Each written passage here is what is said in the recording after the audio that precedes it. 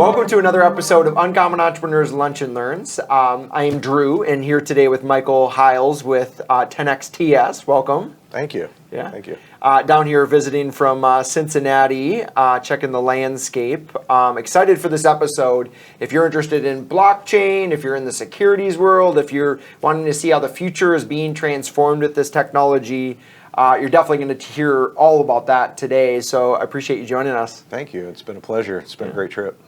So maybe let's kind of start off with what 10XTS is and what your market is, and we'll kind of get into some of the specifics. Sure. Real quick, 10XTS is a blockchain native records management system developer company. We're a software and data solutions provider on the infrastructure side for digital securities is our first market, but the same technology can be applied to supply chain, health. So it's really about records management, keeping track of traditional business workflow and processes from a information governance, risk, and compliance standpoint. Cool. Got it. So let's talk about the industry in general and how you fit in it. So where are we right now in the securities world, and kind of take it from there. Sure. Of course, securities have been tightly regulated and classified since 1933 with the Securities Act, and fast forward through a whole century of court cases and body of evidence of decision making, that we're now at a point to where the technology is really forcing an evolution onto the securities market. As we know, there's been token offerings, initial coin offerings and sales, and there's been a lot of banter back and forth over the past several years about regulatory compliance. The federal government has come in and smacked some folks around in court, and there's been some pretty significant judgments.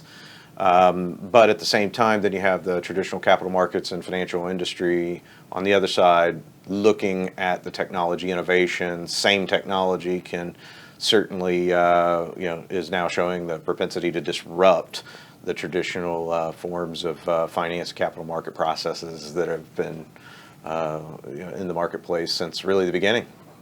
Got it. Yep. And it's all kind of escalated to this point and so forth. So maybe let's rewind, with those that aren't as familiar with the blockchain and crypto space and kind of general over the last maybe 5-8 years. How have we, maybe just some context, and then where we're at now specifically in this industry. Sure.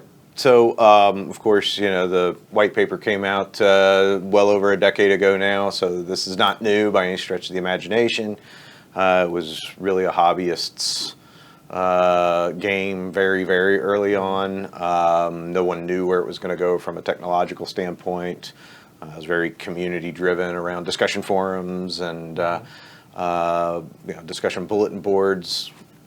From there, it turned into really more of a formalized way to finance projects, as the Ethereum DAO project and some of the even earlier coin offerings.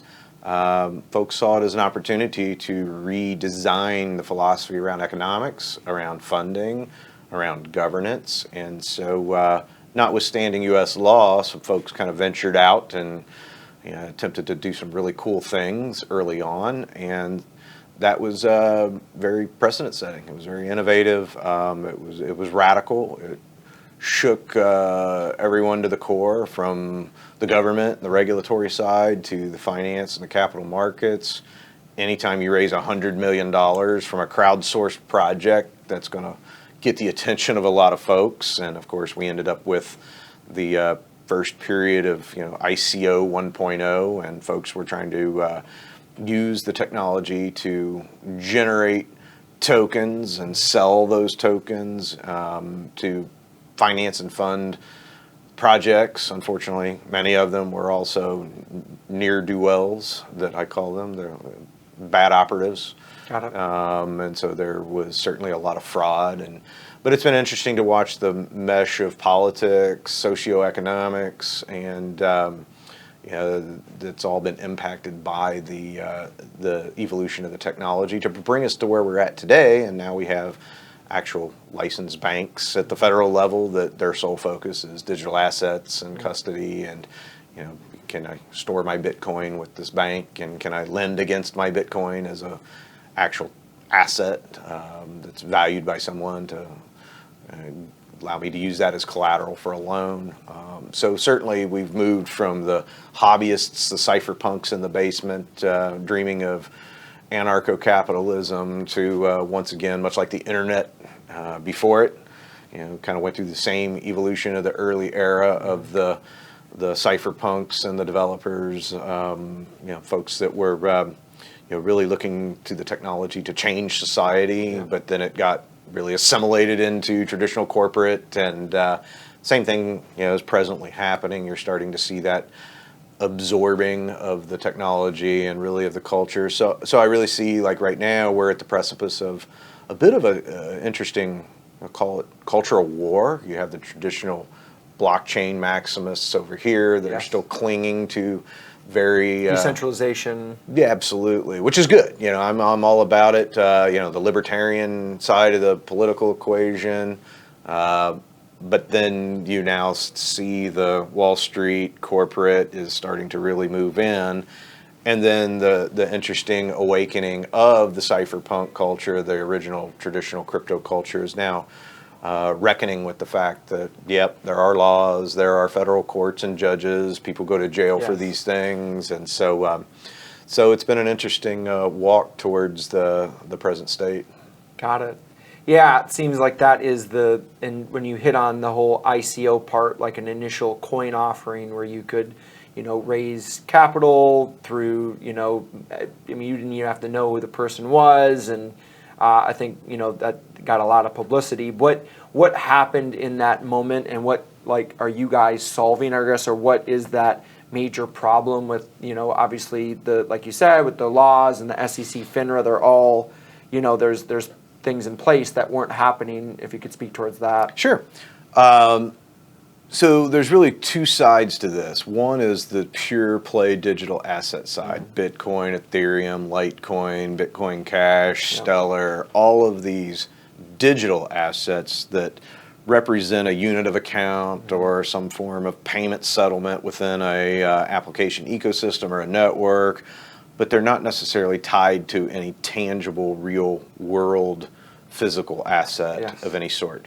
Then the other side is tokens that are tied to traditional real world assets, shares of a company, units of a fund, dollar bills, stable coins, right? Supposedly there's a single dollar in a trust account somewhere in a bank to represent every single Tether or USDC. So we early on focused on that side of it because I was very troubled when I saw early projects that were tokenizing shares of funds and companies. The promise of blockchain, of course, is, I call it a trust technology. And so the idea was to automate trust. Right now we have a financial system and a legal system that has third-party validators, auditors, lawyers, people that are third parties that assert the validity of a claim. That inefficiency of human-powered process is largely is in the process of being replaced by math and technology and networks. But it was very troubling because these early projects would attempt to tie that real-world asset to this unit of account on a blockchain, the token, a SHA hash for the nerds, right? These units of account supposedly represented, if I have a token in my account, it is equal to an uncertificated share in a corporation. But I kept asking the question, prove it. How do you prove this? Well, it's in the purchase agreement. It's in the contract. Sure. Great. Where's the contract? Well, ultimately, it's still at the law firm. So, you mean we kill trees and we put ink on them to represent the actual legal enumeration of the ownership of the share? So we're not really automating anything. We're not really necessarily changing anything. So our focus was, how do you bridge that gap? How do you apply the instantaneous settlement of digital assets over here to the regulatory, record keeping, compliance, all of the things that go into traditional finance and capital markets? How do we now apply that technology to those real world assets in such a way that is immutable, can be provable mathematically? The transaction is, much like Bitcoin transaction. It's verifiable, and that was really the start of our focus of trying to solve for that. And ultimately, how can we settle securities transactions the same way that a Bitcoin trade settles, instantaneously? T+0 in the industry, which T0 is obviously an ATS exchange for trading, tokenized securities. That's really been the goal for a long time. We're at T+2, T+3 at best now. And so the opportunity is still there to compress that time and bring a phenomenal amount of efficiency back to the conversation. That's great. Great context. So maybe you've teed it up with talking about T0. What is the competitive landscape with what you're doing, and what kind of separates what you're working with on your front with 10xTS? Sure. So at present, there are now finally licensed regulatory operators in every layer of the capital markets space. Capital markets infrastructure is very complex. Most people, even people licensed in the industry, don't necessarily know what goes on from a day-to-day workflow standpoint inside of those other boxes of players in the industry. It is that vast, it is that complex. But today we have blockchain native operators at every layer, from trading exchanges, broker-dealers, transfer agents, custodians, banks. All of those have now crypto native players in the space. So you have, at the exchange trading side, you have T0. Coinbase acquired a broker-dealer ATS several years ago and has quietly just been letting the institutional bench sit there and work towards this future. INX is on the street raising money right now in a Regulation A crowdfunding offering. You can actually buy into the forthcoming exchange for INX, and they intend to be licensed as an ATS.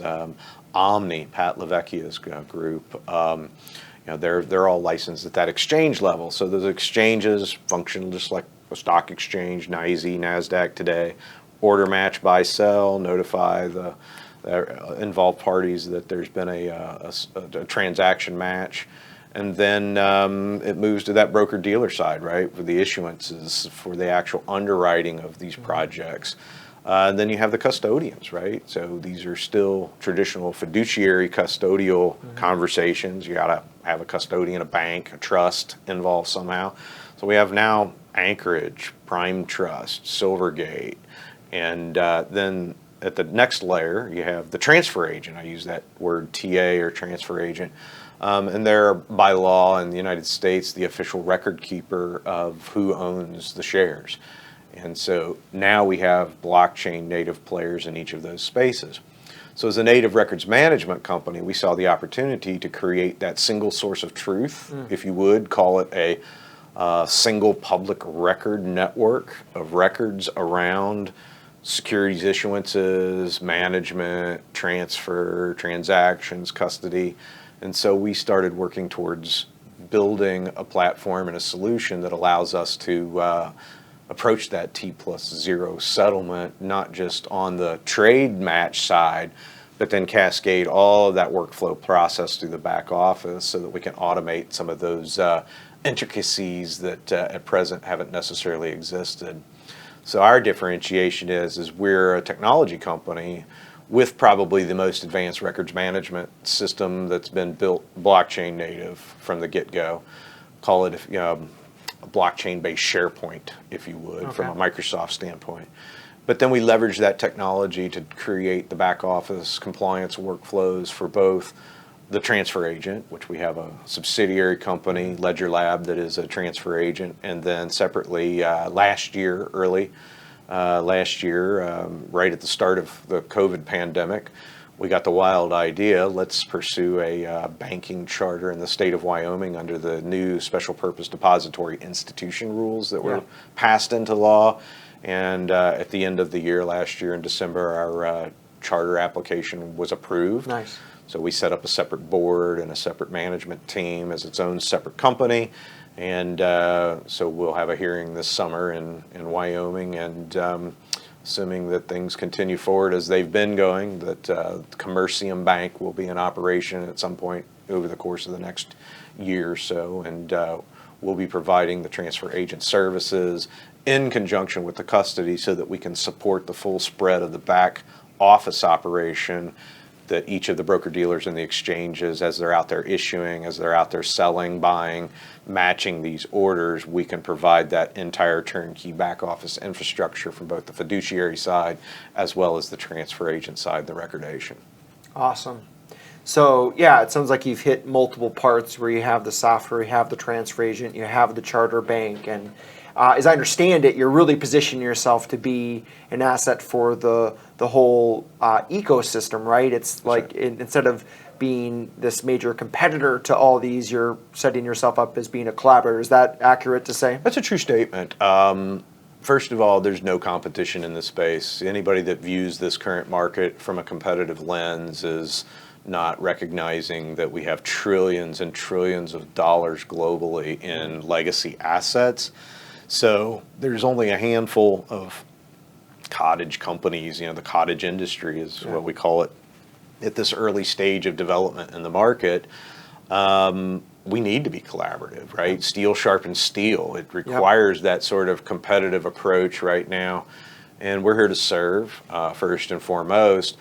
And it's not just in the crypto, the blockchain community, it's the traditional capital markets. So we're focused on working, we had a meeting yesterday with a broker-dealer in the bond market, right? They're now waking up, which is probably the most laggard of all of the asset classes, municipal bonds, government bonds. The fixed income desk guys are very conservative, shall we say. And so they're the last to adopt any innovation. And now they're recognizing that the technology is really going to significantly impact their industry, not necessarily in a decade or 2 decades, but in a year, 2 years. This collision is coming to the point to where our hypothesis is that probably within 3 to 5 years, the over-the-counter market is not even going to exist anymore. Why would you even trade on pink sheets or gray sheets? It's not even relevant. The technology will become the framework at that broker-dealer and that exchange level, especially in conjunction simultaneously with like some of the innovations in the crowdfunding and the capital formation side, with the opening up of the Jobs Act, Title IV, with the Regulation A plus crowdfunding. A small cap company can raise $75 million in a single year with a gap accounting audit and some disclosures, and it's a significant opportunity to hopefully foster innovation and return to an era where capitalization for entrepreneurship was a heck of a lot easier than it has been, at least for the past 3 or 4 decades. So we see a real convergence of a lot of different moving parts that are all colliding right now. It's ultimately going to be very transformative, especially for the younger generation going forward. That's amazing. Yeah, so it's you're writing the history right now, and we're entering this new era of possibilities that you're kind of imagining and then putting into the real world. I think a lot of people can relate with 1933 was a long time ago for these rules to be. We barely had radio at that point, let alone the internet and global networks, right? So. Everything was newspaper. I mean, if you think about markets back then, you got a price daily. At the close of the market, the next morning, you bought your copy of the Wall Street Journal, and you flipped through the pages and went down the list and found your ticker and saw the open, close, spreads. And now the real-time information accessibility is, when you look in terms of just traditional trading, the impact that the internet had with E-Trade and that whole evolution, that whole generation just in trading, and now we're going through an equal revolution brought about by yet another technological advance, it's pretty significant. I think that this will be a period of time in history that people will look back on and see, real break, a real line in the sand. And, it can be used for good and it can be used for bad. Like what we do with it is these tools continue to proceed forward. There are a lot of folks that are also recognizing maybe this is an opportunity to revisit economic inclusion, social good, some of these things. So we're real excited about getting more people involved in finance and financial literacy, and just the fact that the younger generations are already the ones driving the discussion around cryptocurrency trading and capital markets early on. I mean, I'm Gen X, and my generation, all they wanted to do was watch MTV and go to spring break and drink. So it's really cool to see an enlightened younger generation that's looking to to really change things. Yes, it's something to be said when like you painted this picture, which it's wise for us to go back and remember when, in the newspapers how you figured out the price of a stock, and then now the crypto market's 24/7. Right. I mean, The market never closes. Yeah, interesting. So maybe kind of along that line of thinking, how do you envision the next 3 to 5 years kind of playing out in this space, and how you guys fit into it, and how can people be positioning themselves that are tuning in? Well, let me polish my crystal ball here and gaze into it. I think that there's going to be an acceleration in conversation at the regulatory and the government level. In fact, just last night, I saw Commissioner Hester Peirce tweeted the 2.0 regulatory sandbox type of an environment, safe harbor. So now the SEC is soliciting input from the market, from the private sector, to get input on projects. How do we fund projects? And I think the SEC is willing to entertain the idea of relaxing at least some of the current rules and opening a window so that we can explore project funding without the strict regulatory securities component. It seemed, I scanned through the proposal, and at least they were going to create a vector for teams to be able to apply, and disclosures, all of those things are still going to be required, but at least it's not a blanket no.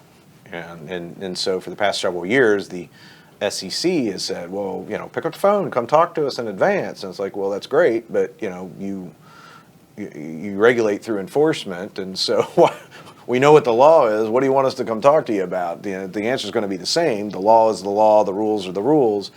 But now I see at least a willingness on the part of the regulators to explore at least some evolution. Conversation.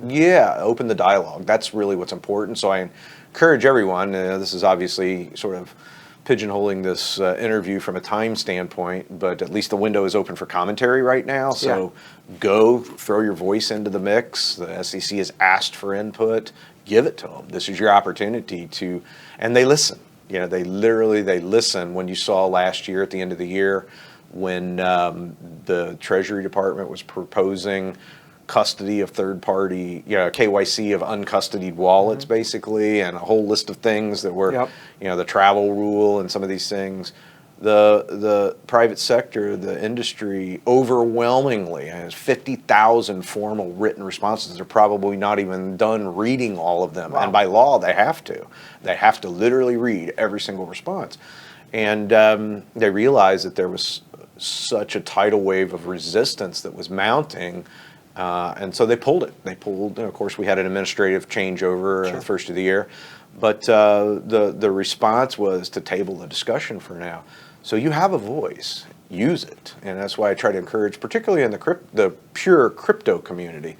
The crypto community is really good at community development. That's why it's the community, right? Yeah. Now, if they can figure out how to organize politically and then align themselves with consistent messaging and take on political action activities, push candidates onto ballots, right? Push ballot initiatives in your state or your home community even. Yes. These are the things that make the difference, because it is a democracy. It is a voice of the people. And once the education is underway and you start to move people, because they're very wealthy, very deeply entrenched legacy folks in some of these spaces, that it is not in their interest to see things change. So as I see the future, it'll really be the younger generation. I probably won't live even, I'm getting to that point in my life and looking forward into the future, another 30, 40 years, and I'm out of here. But the real impact ripple over the next, say, 50 to 80, 100 years, what we're doing today, and especially the younger generation carrying forward, they're the ones that are going to make the difference. Yeah, exactly. And I think that's wise advice, to put your voice out there and communicate. And, traditionally these, branches are not known for innovation. And it seems like the world at large is kind of like moving on in this, and, the indecision kind of is catching up. I don't know if you relate or see it that way too. Very much so. Very early in 2018, I was in D.C. at the United States Chamber of Commerce's office in their headquarters, and was in probably the largest conference room I've ever been in my life. Of course, the Chamber's the single largest association of capitalist private sector companies. I mean, they have like 4 million companies as members. It's massive. And they're great folks. They're capital markets folks. They're wonderful people. But we talked about the United States at the precipice of falling behind globally. When the rest of the world makes it easier for capital formation, entrepreneurs want to raise money. I've got this iron-fisted regulatory environment here. Entrepreneurs are going to go where they can get the money. Yeah. Why do we want to push that innovation to the rest of the world? Sure. It's foolishness. So it was a great discussion, in the chamber. This was in 2018, very early on, with their Capital Markets Center for Competitives, Julie Stitzel and that whole crew over there. Great folks. Their finger is absolutely on the pulse. And as I talk in D.C. and as I've testified before Congress, I'm just like an advocate of waking up, right? Yes. Wake up to these things. And I think the misnomer is on the private sector side in the industry that the government's full of a bunch of dummies and they don't know the technology and they don't understand. That is anything but the truth. These people have followed the evolution of the technology all the way back to 2013, some of the initial letters from the Treasury Department about the initial Ripple issuances. So they know very deeply the intrinsics of the technology. And it would be you got to remember, these are also the same agencies that employ NASA rocket scientists, right? So quantum physics engineering is coming out of other departments, but it's the government, right? And I think that it's a danger to underestimate the savviness of those folks. The one overriding factor that everyone has to keep in mind is the government is largely complaint driven, and they have a heavy consumer protection focus. So anytime that we can show transparency, we can show a bias towards consumer protection, as opposed to the code is law and very Spartan, call it just a very stark zero-sum game attitude towards, well, if you were dumb enough to invest in this, then, that's your decision in the market. Well, the government, and particularly in securities, from a regulatory and a consumer protection standpoint, is very focused on information parity. Got it. If I have more information than you have about this project or about this investment, then that puts me in an optimal position to then take advantage of you. which of course then when you start to talk about game theory, and we can get really nerdy on those things, but the idea of blockchain, cryptocurrency, these mathematically driven networks, is that we're not going to take any adverse action, because ultimately it blows back onto ourselves if we take some adverse action to somebody else. And so if we keep those things in mind, I think we're going to move the needle forward and be willing to make good on our social good focus, our economic inclusion focus. And I really think that the industry itself needs to take a more vocal, proactive stand against the bad actors. We all know who the bad actor players are. We've been around them. And so when we see those projects come forward, they need to be shunned. They need to be called out. Drop a dime. Call the FBI, like literally. Because it only benefits the legitimacy, the legitimate side of the industry. And that's really the regulatory, and as a society and as a rule of law, we're always going to have to voluntarily decide to follow some code of conduct or some form of rules to get along with each other. It kind of keeps us from turning into some tribal warlord status. We don't want that. We've hopefully advanced beyond that, and we're at the precipice of advancing even further if we can get some of these things right. Yeah, very well said, and definitely one that if you're like me, I'm going to need to go back and re-listen. There's just so much content here. It's amazing, and we sincerely appreciate your time. And so maybe switching topics a little bit. You're in Puerto Rico. How is the community? How has it welcomed you? How have you kind of felt? How does it compare to where other you're around the world? You're everywhere. Puerto Rico, in a single word, is amazing. We've got some permanent boots on the ground here already from a partner, company standpoint, and then a couple of more of our folks came down and visited about a month ago, and they came back and said, "Hey, Mike, you got to get down to Puerto Rico. It's really a cool place." And I'm the perennial skeptic, and I've heard it all, and I'm thinking, well, this is just going to be a bunch of Bitcoin bros, and no, come on, let's go down and check it out. So I agreed to come down. I wanted to certainly support the community here and sponsor the community with my visit, and it was amazing. I got invited to talk at probably one of the biggest, I guess, Crypto Mondays, one of the most influential, community groups here. I got invited to speak graciously. And I was just mind blown at the acceptance and at the willingness to just open the doors for folks who are previously perceived as being in bed with the man from the regulatory side, which has fueled a lot of my skepticism, just because I've been to Bitcoin conferences or blockchain conferences, and you get a fair amount of resistance as someone who says, no, there are laws and we should follow them.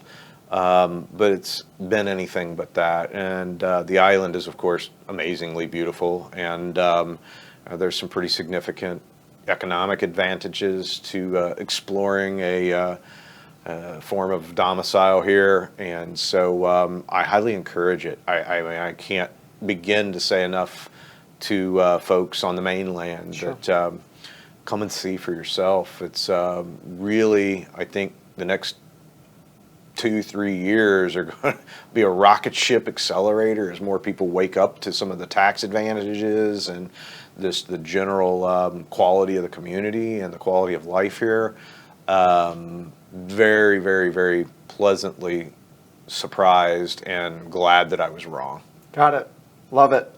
And you haven't even been to our event tonight. I haven't. We'll have a it's good fun. amount It's of people. literally been It's back just to back. back to back. Back to back. My team tells me where I need to be and when. So no, it's cool, and it's the quality of the people behind it. It too, is. right? Ordinarily, and I'm not knocking the mainland, or and I live in Cincinnati, so it's flyover Midwest, and I adore my startup community locally, and the business community there is.